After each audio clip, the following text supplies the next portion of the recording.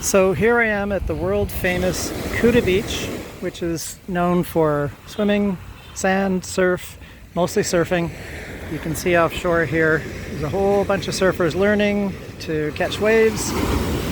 But what I wanted to talk about is not so much the surfing, but what's going on Kuta Beach and what's been going on for the last 30 to 40 years.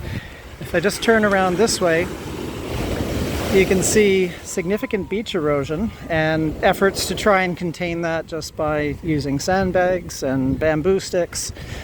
And further down the beach, they've tried even more significant containment using rocks.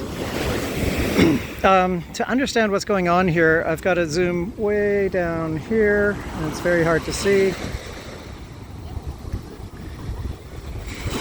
You can probably see this kind of a white spike that's sticking out into the ocean, and what that is the Denpasar Airport extension, which is basically a bunch of rocks that's been dumped out into the ocean and then smoothed out, and then they create a runway that can land 747s and Airbus, maybe not A380s, but pretty large airplanes, international flights from all over the world.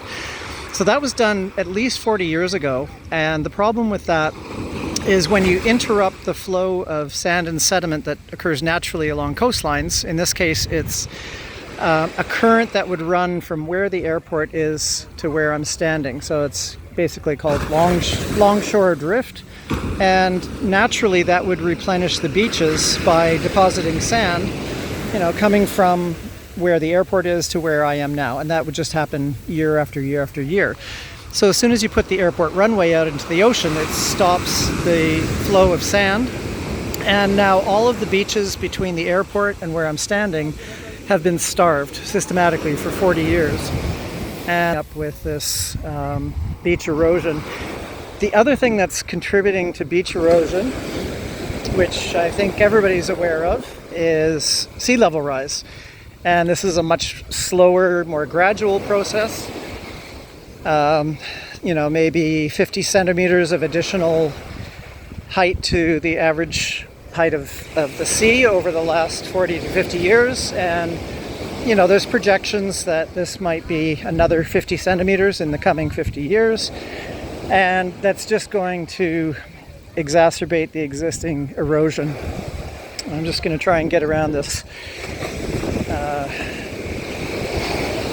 kind of a beach bar setup.